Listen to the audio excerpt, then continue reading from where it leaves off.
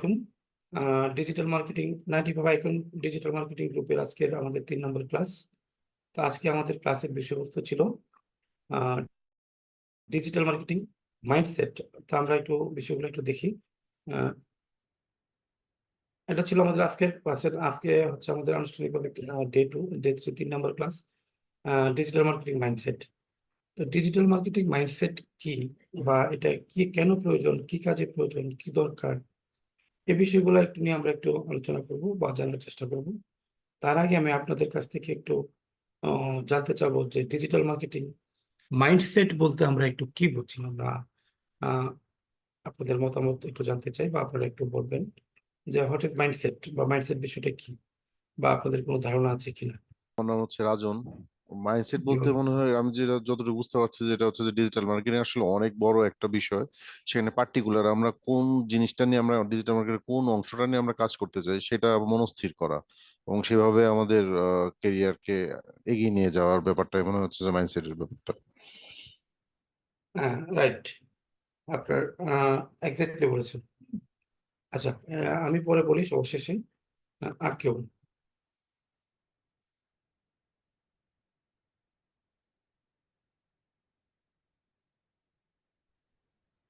আসসালামু আলাইকুম স্যার, আমি ফয়সাল আহমেদ। জি, জি, জি। মাইন্ডসেট বলতে আমি মনে করি স্যার যে আমরা কোনো কিছু করার এতদিন যে ইচ্ছাটা পোষণ করছি, তো এখন সেটা আমরা বাস্তবে করতে চাচ্ছি। এখন এইটা পুরোপুরি আমাদের মাইন্ড কতটুকু সেট আপ করতে পারবো, বা মাইন্ড পুরোপুরি সেট আপ করতে হবে যে আমরা এখন এই কাজটা শুরু করতে যাচ্ছি। এতদিন ভাবছি শুরু করব, এখন পুরোপুরি শুরু করতে যাচ্ছি। তো সেইটার আহ, বিষয়ে আমাদের পুরোপুরি সজাগ থাকতে হবে, এবং পুরোপুরি আমাদের মাইন্ডে রাখতে হবে যে আমরা এটা শুরু করতে যাচ্ছি বা শুরু করতেছি। এরকমই বিষয়টা হয়তো বা আমার কাছে। জি, ঠিক আছে, ধন্যবাদ। আহ, আর কেউ?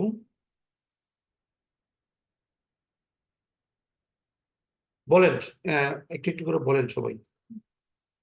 আমাদের আজকে ক্লাসের বিষয়বস্তু এটাই, এটা নিয়ে আমরা আলোচনা করব। আমি সবশেষে আপনাদের কথাগুলো একটু প্রথমে শুনবো, তারপরে সবশেষে একটু আলোচনা করবো। আহ, আপনাদের কাছ থেকে আমি প্রথমে একটু শুনতে চাই, বাঁচাতে চাই। এখানে আমার মনে হয় আমাদের এই ক্লাসে অনেকেই আছেন যারা ডিজিটাল মার্কেটিং নিয়ে কাজ করতেছেন অলরেডি, বা অনেক ভালো অবস্থানে আছেন, অনেক ভালো পজিশনে আছেন। হ্যাঁ, বা অনেকদিন যাবত কাজ করতেছেন, অনেক এক্সপিরিয়েন্সড পারসন আছেন। আমি আপনাদের কাছ থেকে একটু জানতে চাই, শুনতে চাই, যারা যারা আছেন এক্সপিরিয়েন্সড পারসন, ওনাদের কাছ থেকে একটু শুনতে চাই। আমার ভাই বোন যারা আছেন, প্লিজ আপনারা একটু বলিয়েন আপনারা কি বুঝতে পারছেন, বা এই ব্যাপারে কোনো ধারণা আছে কিনা আপনাদের।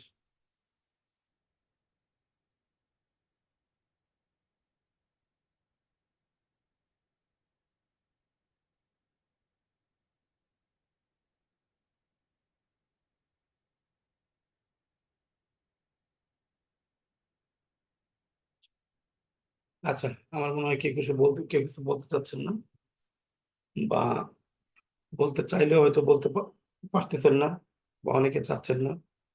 ঠিক আছে, সমস্যা নেই। দেখেন, আমাদের এখানে একটা বিষয় দেখেন, আমরা সবাই, আমিও বিশেষ করে এই পর্যন্ত আজকে আমি 4-5 বছর যাবত 2019 সাল থেকে ডিজিটাল মার্কেটিং শিখতেছি। কিন্তু আমি ব্যক্তিগতভাবে কিছু কাজ করা হয়েছে, মোটামুটি অনেকগুলো কাজ করেছি। ফাইবারে লেভেল 2 সেলার হয়েছিলাম। এনিহাও আমার অ্যাকাউন্টটা সাসপেন্ড হয়ে গেছে। তারপর থেকে আর তেমন একটা কাজ করা হচ্ছে না বেশ কিছুদিন যাবত, বিভিন্ন কাজের ঝামেলায়। হ্যাঁ, এবং অন্য কাজের ঝামেলায় আমি আর দ্বিতীয় কোনো অ্যাকাউন্ট করে নাই। হ্যাঁ, তো আপওয়ার্কেও কিছু কাজ করা হয়েছে, এটা খুবই নগণ্য, তেমন উল্লেখযোগ্য তেমন কিছু না। তো আমি এর মধ্যে আমার লার্নিংটা আমি থামিয়ে রাখিনি, বা থেমে থাকিনি। আমি বিভিন্ন জায়গা থেকে, বিভিন্ন অবস্থান থেকে, বিভিন্ন প্রতিষ্ঠান থেকে বিভিন্নভাবে শেখার চেষ্টা করেছি, এবং ইভেন এখনো শিখতেছি। আমি আমার একটা প্রতিষ্ঠানে এখনো আমার এই ডিজিটাল মার্কেটিং নিয়ে শেখা রানিং আছে। আমার ওই ক্লাসগুলো সপ্তাহে 2 দিন ক্লাস করতে হয়। এটা রবিবার এবং বুধবারে ক্লাস হয়। তো ওইটার কোর্স ফি 35,000 টাকা। শুধু এই একটা ডিজিটাল মার্কেটিং এর কোর্স ফি 35,000 টাকা দিয়ে আমি শিখতেছি। তো আসলে আমি অনেকগুলো প্রতিষ্ঠান থেকে শিখেছি বা শেখার চেষ্টা করেছি।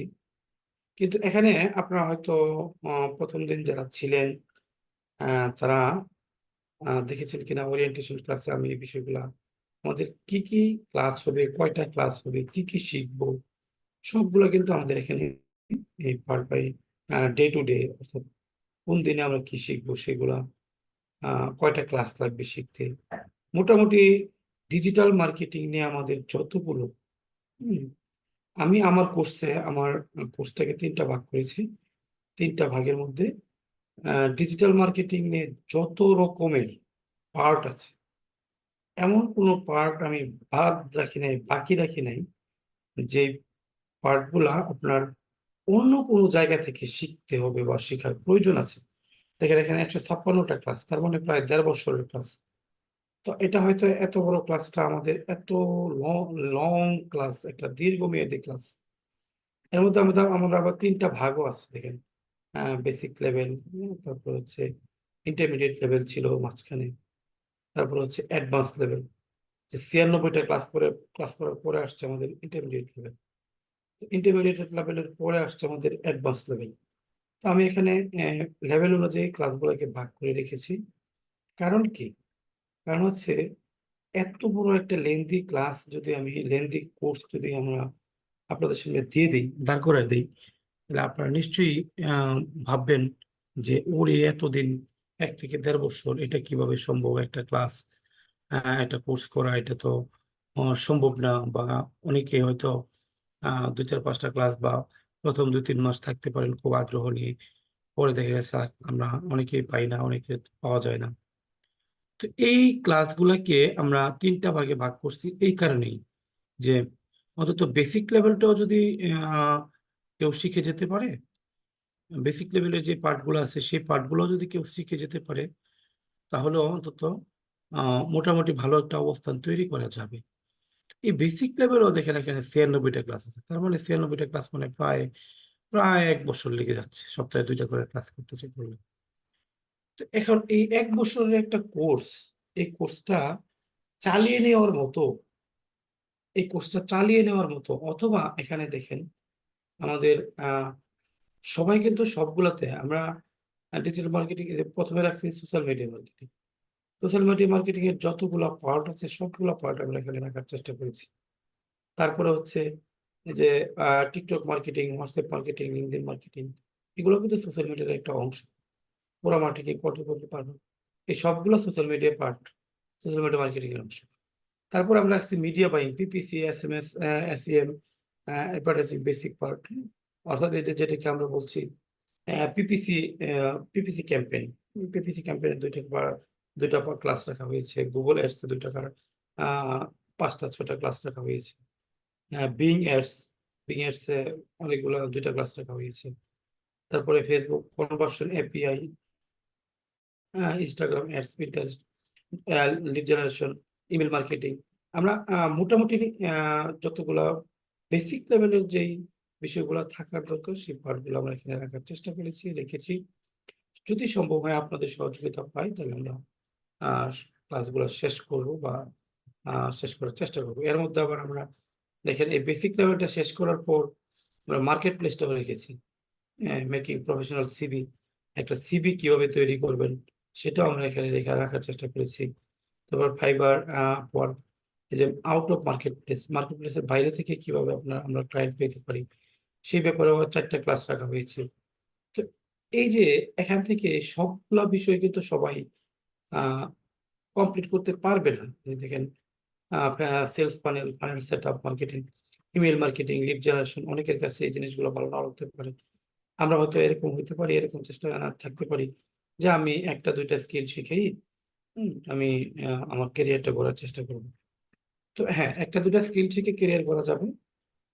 এবং পরবর্তীতে যদি আপনি চান যে আস্তে আস্তে আমি পরবর্তীতে শিখবো, তো এটা একটা বিষয়। আবার আরেকটা বিষয় হচ্ছে, যদি আমরা কেউ যদি মনে করি বা আপনাদের মধ্যে থেকে কেউ মনে করেন যে না আমি ডিজিটাল মার্কেটিং এ এক্সপার্ট হব, বা আমি একজন এক্সপার্ট ডিজিটাল মার্কেটিং ম্যানেজার হিসেবে আমার ক্যারিয়ারটা করবো, তো সেক্ষেত্রে আপনাকে এই ডিজিটাল মার্কেটিং এর এক্সপার্ট যদি হতে চান, তাহলে আপনাকে যতগুলা ডিজিটাল মার্কেটিং নিয়ে আপনি খুব ভালোভাবে এক্সপার্ট না হলেও অন্তত এইসব বিষয়গুলো সম্পর্কে আপনার বেসিক ধারণাগুলো থাকতে হবে।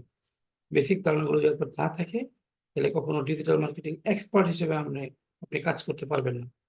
কারণ ডিজিটাল মার্কেটিং এক্সপার্ট হিসেবে কাজ করতে হলে যে চাহিদাগুলো দেওয়া হয়, যে চাহিদাগুলা কোম্পানিগুলো তারা যে চাহিদাগুলা দিয়ে থাকে, সেগুলা এনালাইসিস করে বিশ্লেষণ করে আমরা এই পার্টগুলো রাখার চেষ্টা করেছি।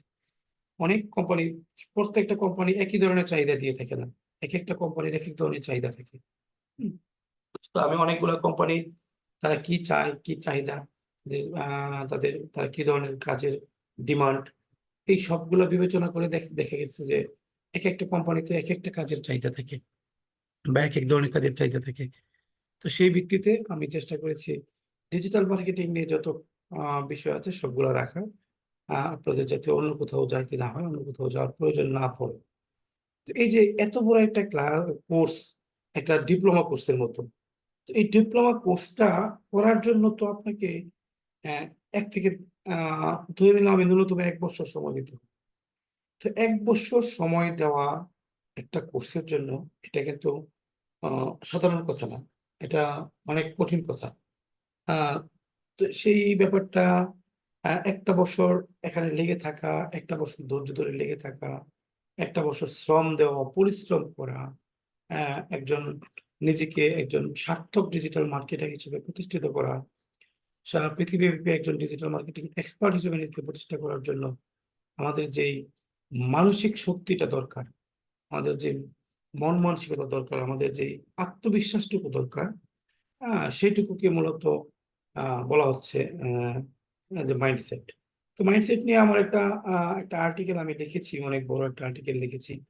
এর মধ্যে উম ১ম এ এখানে অনেকগুলা এই আর্টিকেলটা আমি পাবলিশ করব একটা বই আকারে। আমার ইচ্ছা ডিজিটাল মার্কেটিং আমার একটা মোটামুটি ডিজিটাল মার্কেটিং নিয়ে একটা বই লেখার চেষ্টা করতেছি। যদি সম্ভব হয় এটা পাবলিশ করব। Digital marketing mastery unlock your potential to become world class expert. তো সেখানে এই মাইন্ডসেট নিয়েও কিছু আলোচনা আছে। সেই আলোচনাগুলা আ আমরা আ একটু জাস্ট আজকের ক্লাসে একটু যতটুকু সম্ভব একটু চেষ্টা করি। আমি একটু চেষ্টা করব বোঝার জন্য। তো এই যে এত বড় একটা ক্লাস, এই ১০ উম প্রায় ১ বছরের একটা ক্লাস। এই ১ বছরের একটা ক্লাসকে চালিয়ে নেওয়ার মতো, ধরে রাখার মতো, ১ বছরের ক্লাসটাকে ১ টা বছর লেগে থাকার মতো মানসিক শক্তি, সাহস, ধৈর্য সবটুকু মিলাই হচ্ছে আমাদের ডিজিটাল মার্কেটিং, আমাদের মাইন্ডসেট, আ মাইন্ডসেট মাইন্ডসেট। এখন আমাদের মাইন্ডসেট কেন দরকার?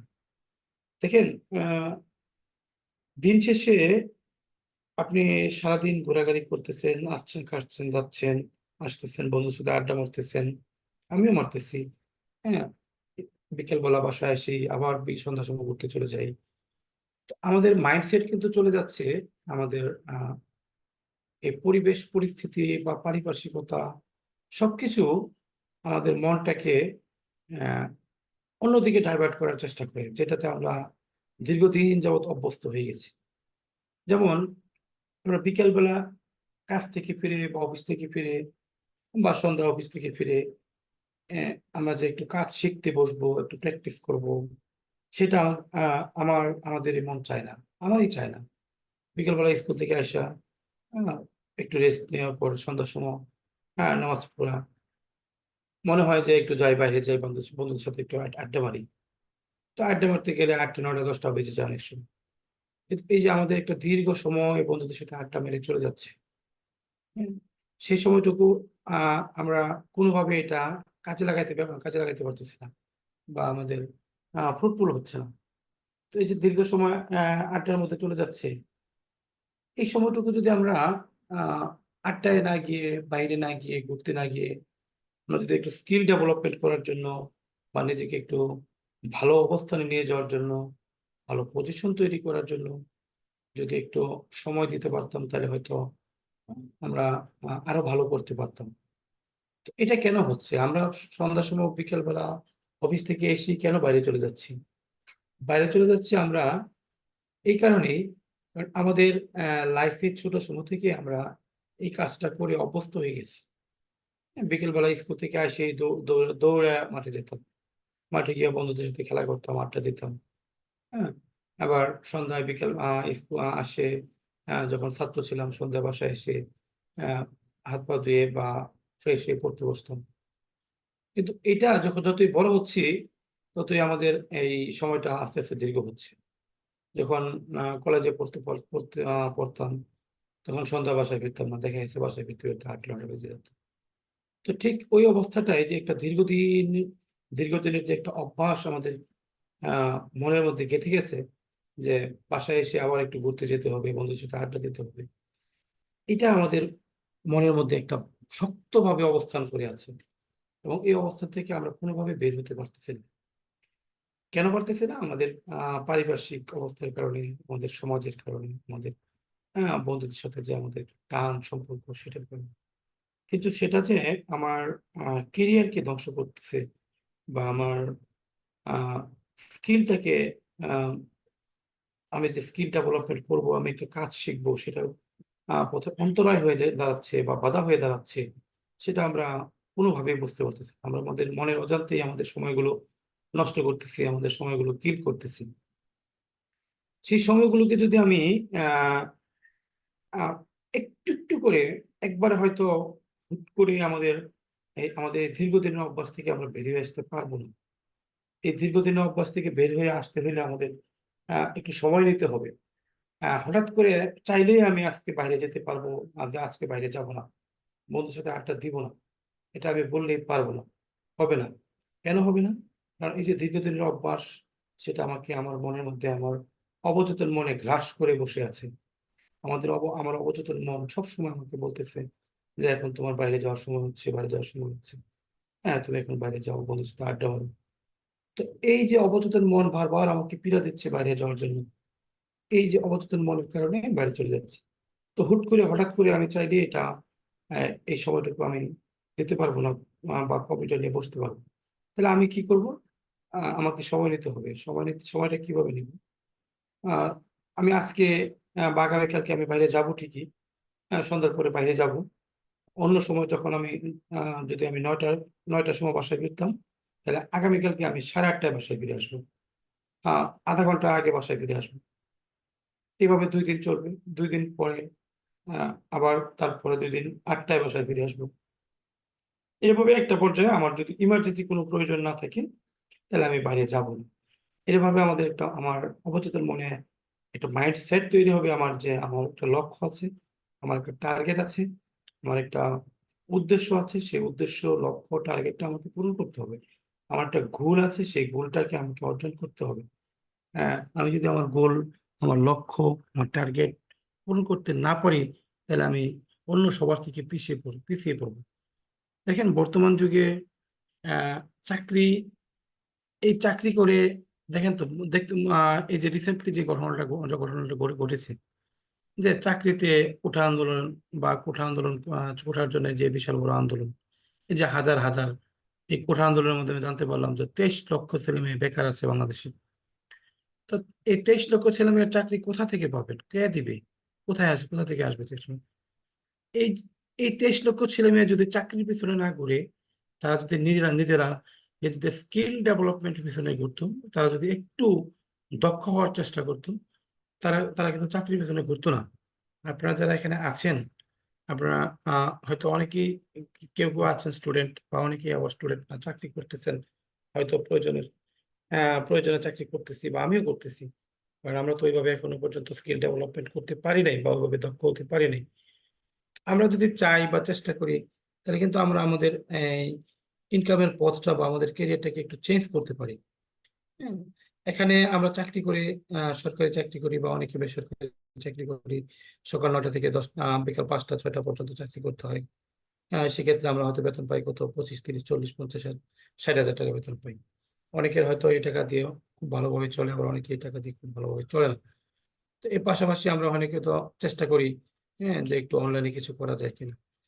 এই ইস এর মধ্যে যদি আমরা এই চেষ্টাটাকে যদি একটু ভালো করে করতে পারি, একটু মনোযোগের সাথে যেই সময়টুকু আমরা অফিসে থাকতে হয় সেটা থাকবো। কারণ অফিস তো এই মুহূর্তে হঠাৎ করে ছেড়ে দেওয়া যাচ্ছে না। যারা পড়াশোনা করেন তারা ক্লাসে যেতে হবে, ইউনিভার্সিটি যেতে হবে। কলেজে যেতে হবে, ক্লাস করতে হবে, পড়াশোনা করতে হবে। তার পাশাপাশি যে সময়টুকু আমরা বাইরে আড্ডা দিচ্ছি, বন্ধুদের সাথে আড্ডা দিচ্ছি, অযথা গল্পগুজব করতেছি, হ্যাঁ, মোবাইলে কম্পিউটারে বসে গেমস খেলতেছি, অপ্রয়োজনীয় ফেসবুক স্ক্রলিং করতেছি। এই জিনিসগুলা যদি আমরা একটু, এই বিষয়গুলো যদি আমরা একটু অ্যাভয়েড করতে পারি, এই সময়টা যদি আমরা যদি একটু আমাদের স্কিল ডেভেলপমেন্টের দিকে দিতে পারি, তাহলে হয়তো আমাদের ভবিষ্যৎটা বা আমাদের সামনের দিনগুলো আমাদের জন্য খুব একটা সুসময় আসবে বা আসতে পারে বলে আমরা আশা করতে পারি। এই যে এই বিষয়গুলো থেকে বের হয়ে আসা, আ এই আড্ডা দেওয়া, এই গল্পগুজব করা, এই বিষয়গুলো থেকে বেরিয়ে আসার যে একটা মানসিক শক্তি বা চিন্তা চেতনা বা আমার যে একটা সামনে আমাদের একটা লক্ষ্য গোল, সেই গোলটাকে সামনে নিয়ে আ সামনে রেখে সেই গোলটাকে একটা বিন্দুতে রেখে সেই বিন্দুর দিকে এগিয়ে যাওয়া, এটাই হচ্ছে আমাদের মাইন্ডসেট। দেখেন দিন শেষে আল্টিমেট আ আপনার বন্ধু, আত্মীয়স্বজন তারা কিন্তু ঠিকই ভালো করতেছে। হ্যাঁ? তো আপনি যদি ভালো করতে না পারেন, আ আল্টিমেটলি আ কেউ আপনাকে ওইভাবে দিনের পর দিন আপনাকে সহযোগিতা করবে না। আজকে যে বন্ধুটা আপনার সাথে আড্ডা দিচ্ছে, সেও গিয়ে দেখেন সে কিছু না কিছু করার জন্য এবং ভালো কিছু করার জন্য আপ্রাণ চেষ্টা করতেছে। দেখবেন দিন শেষে সে ভালো কিছু করতেছে কিন্তু আপনি আমি বসে আছি সেই আ একদম তলানিতে পড়ে আছি। আমরা উম পরিচয় দেওয়ার মতো ভালো কিছু করার মতো কিছু করতে পারতেছি না। দিন শেষে আপনারটা আপনারই থাকবে। আপনার আ সফলতা এবং আপনার ব্যর্থতা সবই আপনার। আপনি যদি ভালো কিছু করতে না পারেন, আ তাহলে ব্যর্থ হন, তাহলে আপনার আত্মীয়স্বজন, বন্ধু-বান্ধব কেউ আপনাকে পছন্দ করবে না, দেখতে পারবে না এবং বিভিন্নভাবে খোঁটা দিবে যে, "কি করস বা কি করতেছস? কিছু করো না, এখনো বেকার।" এই সেই। কিন্তু আপনি যদি দিন শেষে ১,০০০ থেকে $১,৫০০ $২,০০০ ইনকাম করেন, মাস শেষে যদি আ ৪০ থেকে ৫০,০০০, ৪০-৫০,০০০, ১,০০,০০০, ১,৫০,০০০, ৳২,০০,০০০ আপনার ইনকাম হয়, তাহলে আপনাকে সবাই সমীহ করবে। সবাই আপনাকে সেলুট দিবে। এখন প্রশ্ন হচ্ছে আ আত্মীয়স্বজনরা তো বলবে, বন্ধু-বান্ধবরা বলবে যে, "পড়াশোনা করছো, চাকরি করো, কিসের ডিজিটাল মার্কেটিং করো। তো ডিজিটাল মার্কেটিং করে কি করবা?" এখানে এ এই জায়গাতে এসে আমরা একটু আটকে যাই। যে আমাদের আ আমাদের চিন্তা চেতনা, আমাদের ধারণা বা আমাদের মন মানসিকতা সবকিছু আছে হচ্ছে আমাদের চাকরির উপর। যে আমাদের লক্ষ্যই থাকে আমরা একটা চাকরি করব। চাকরি কেন করব? একটা সরকারি চাকরি করতে হলে তো সোনায় সোহাগা। সরকারি চাকরি দিয়ে কি হচ্ছে দেশে, কি হয় সেটা আপনারা জানতেই পারতেছেন। সরকারি চাকরিতে ভালো একটা প্রতিষ্ঠানে ঢুকতে পারলেই হ্যাঁ, টাকার কোনো অভাব থাকে না। তো এরকম চিন্তা অনেকেরই থাকতে পারে, আছে এবং আ আমাদেরও থাকতে পারে। আমারও ছিল একটা সময়। এখন তো হয়তো আর সুযোগ নেই। বা সুযোগ থাকলে হয়তো এই চিন্তাটা আমারও আসতো। তাহলে চাকরি না করে ডিজিটাল মার্কেটিং কেন? আ আমরা যদি একটু ধর্মীয় দৃষ্টিকোণ থেকে বিবেচনা করি সেটা যে ধর্মেরই হোক, হিন্দু, মুসলিম ধর্ম, বৌদ্ধ, খ্রিস্টান যে ধর্মেরই হোক। আ ধর্মে কিন্তু অবৈধ ইনকামের কথা প্রতিটা ধর্মেই বলা আছে। যে আ অসৎ পথে ইনকাম, অবৈধ ইনকাম এবং অবৈধ ইনকামের পরিণতি কি হয় সেটা আপনারা ইতিমধ্যে টের পাচ্ছেন বা দেখতেছেন, স্বচক্ষে দেখতেছেন। প্রকৃতির আ আ রেভেঞ্জ অফ নেচার বা প্রকৃতির প্রতিশোধ বলতে একটা কথা আছে। হ্যাঁ? যেটাকে বলা হয় অথবা আমরা এটাকে বলতে পারি নেচার রেভেঞ্জ বা প্রকৃতির প্রতিশোধ। এই প্রকৃতির প্রতিশোধটা আমরা আ বুঝতে পারি না বা জানি না। আমরা আ অবৈধ পথের ইনকাম গুলার বা অসৎ পথের ইনকাম সেটা আত্মিকভাবেও আমাদেরকে শান্তি দেয় না, মানসিকভাবেও আমাদেরকে শান্তি দেয় না, সামাজিকভাবেও আমাদেরকে শান্তি দেয় না এবং আ পারিবারিকভাবেও আমরা শান্তি পাই না।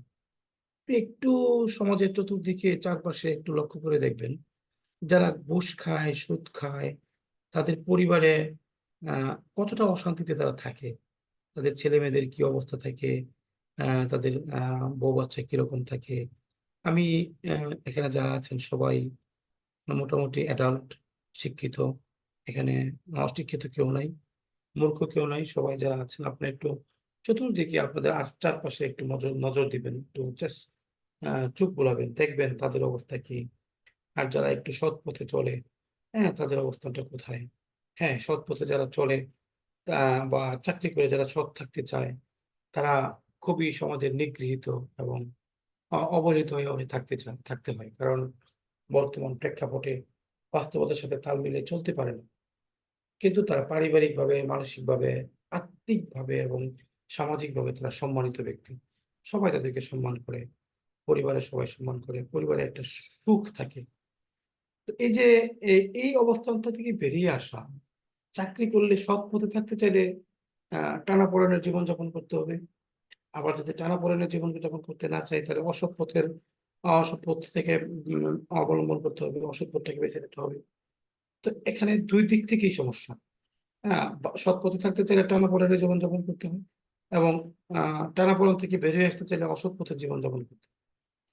তো এই যে ২ টা সমস্যা, এটা কি আমরা আ এই সমস্যাটা সলভ করতে পারি আমরা আমাদের আ ডিজিটাল স্কিল ডেভেলপমেন্টের মাধ্যমে। তো এই ডিজিটাল স্কিল গুলোর মধ্যে অনেকগুলা স্কিল আছে। এর মধ্যে আপনারা যারা এখানে ডিজিটাল মার্কেটিং সম্পর্কে বা ডিজিটাল মার্কেটিং শেখার জন্য এখানে যারা আসছেন, আপনারা হয়তো ইতিমধ্যে জানেন একজন ডিজিটাল মার্কেটিং ম্যানেজারের সেলারি কত হয়। হ্যাঁ? বা একজন যদি পার্মানেন্ট কোথাও কোনো প্রতিষ্ঠানে পার্মানেন্ট নিয়োগ হয়, তাহলে আ সেলারি কিরকম হয়? বা যদি পার্ট টাইমও জব করা যায়, তাহলে কিরকম ইনকাম করা যায়? এটা আমার আর এখানে বলার কোনো অপেক্ষা রাখে না। তো এখানে আমাদের ওই যে চাকরি করার ক্ষেত্রে যে ২ দিকেই সমস্যা, সেই সমস্যা থেকে আমরা এখান থেকে বেরিয়ে আসতে পারি আমাদের এই স্কিল ডেভেলপমেন্ট এর মাধ্যমে। সেটা হইতে পারে ডিজিটাল মার্কেটিং, হইতে পারে আ আ কম্পিউটার প্রশিক্ষণ, কম্পিউটার বা আইটি সেক্টরে কোনো কাজ, হতে পারে গ্রাফিক্স ডিজাইন, হতে পারে ভিডিও এডিটিং, হতে পারে ওয়েব ডেভেলপমেন্ট। যার যেটা ভালো লাগে সেটাই করতে পারে। এই যুগে এখন বর্তমানে আপনারা দেখবেন আ হাজার ইউটিউবার আছে যারা YouTube এ ভিডিও করে, ভিডিও বানাচ্ছে। এই ভিডিও বানায় যেসব ভিডিওর ন্যূনতম কোনো ভ্যালু নেই। মানে মানুষের জন্য কোনো উপকারে আসে না। এমন অনেক হাজার ভিডিও আছে যেগুলো আমরা ফানি ভিডিও বলি। বা এরকম কিছু ভিডিও আছে যার কোনো ১ পয়সারও কোনো দাম নেই, মূল্য নেই মানুষের কাছে, পাবলিকের কাছে। জনগণের কোনো উপকার আসে না। তারপরেও ওগুলা মানুষ দেখতেছে। লক্ষ ভিউ হচ্ছে। এই যে লক্ষ ভিউ হচ্ছে, এই ভিউ গুলা থেকে তো তারা ইনকাম হচ্ছে। তাদের ইনকাম আসতেছে। হাজার ডলার ইনকাম আসতেছে। তো এই ধরনের কাজগুলা করার মাধ্যমেও কিন্তু আ মানুষ আ অবৈধ পথের ইনকাম থেকে বা অসৎ পথের ইনকাম থেকে বেরিয়ে আসতে পারছে। এবং চাকরির পেছনে যে ঘোরাঘুরি করা, সেখান থেকে বেরিয়ে আসতে পারছে বা বের হতে পারতেছে বা বের হচ্ছে। হ্যাঁ? তো এই যে আমাদের একটা প্ল্যাটফর্ম, আমাদের একটা মাধ্যম, আমাদের একটা সুযোগ, হ্যাঁ? ডিজিটাল মাধ্যমে বা ডিজিটাল প্ল্যাটফর্মের মাধ্যমে যে সুযোগটা আমাদের তৈরি হইছে, সারা বিশ্বব্যাপী আমরা ঘরে বসে থেকে সু আমাদের বেডরুমে বসে, আমাদের সোফায় বসে, নিজের কম্পিউটারে বসে আমরা সারা পৃথিবীর মানুষকে সার্ভিস দিতে পারতেছি। এ সার্ভিসের মাধ্যমে আমরা মোটামুটি আ ভালো সম্মানজনক একটা ইনকাম করার সুযোগ এখানে তৈরি হচ্ছে। তো এই সুযোগটাকে কাজে লাগানোর জন্য আমাদের যেই একটা প্রিপারেশন দরকার, একটা প্রস্তুতি দরকার, নিজেকে ওইভাবে তৈরি করা দরকার। সেটার জন্য আমাদের যেই আ কাজ, তার পূর্ব প্রস্তুতি, সেটা সেটাকে ভালোভাবে কমপ্লিট করা, প্রস্তুতিটুকু ভালোভাবে শেষ করা, নিজেকে একজন দক্ষ মার্কেটার হিসেবে তৈরি করা, এটার জন্য যে পরিশ্রম, যে আত্মত্যাগ, আ আ যে শ্রম দিতে হবে, যে ধৈর্য আমাদের দরকার, সেটুকু থাকার নামই হচ্ছে মাইন্ডসেট। এর মধ্যে আবার অনেকে এরকম হইতে পারে যে, না এখানে ডিজিটাল মার্কেটিং এর অনেকগুলো পার্ট আছে। তো এতগুলা পার্ট আমি শিখব না। আমি ২-৪ টা পার্ট শিখে আমি সার্ভিস দেওয়া শুরু করব বা সার্ভিস দিব। সেটাও এক ধরনের মাইন্ডসেট হতে পারে। যে এত কিছু শিখে আমি পারব না। বা আমার ব্রেইনে এত কিছু শিখা কুলাবে না। বা এত কিছু শিখার সময়ও আমার নেই বা সুযোগও নেই। সেক্ষেত্রে আপনারা চাইলে ২ টা, ৩ টা, ৪ টা, ৫ টা স্কিল শিখে কাজ শিখে আপনারা আপনাদের সার্ভিস দেওয়া শুরু করতে পারেন। এটাও কিন্তু এক ধরনের মাইন্ডসেট। আমার মনে হয় আশা করি বিষয়টা বোঝাতে পারছি। এখানে অনেক বড় কথা। এত কিছু আ পড়ে বোঝানোটা সম্ভব না। আমি বইটা রেডি করে আপনাদেরকেই ইবুক আকারে দিয়ে দিব। আপনারা নিজেরা পড়ে নিয়েন। যদি কেউ মনে করেন যে পড়বেন বা পড়তে পারেন, আ আমাদের গ্রুপে আমি দিয়ে দেওয়ার চেষ্টা করব। তো মোটামুটি এই ছিল আমার মাইন্ডসেট সম্পর্কে একটু অ আহ, একটু ধারণা দেওয়া বা কথা বলা। এখন এর মধ্যে থেকে যদি আর কারো কোনো জানার থাকে বা প্রশ্ন থাকে তাহলে আমরা একটু আলোচনা করতে পারি।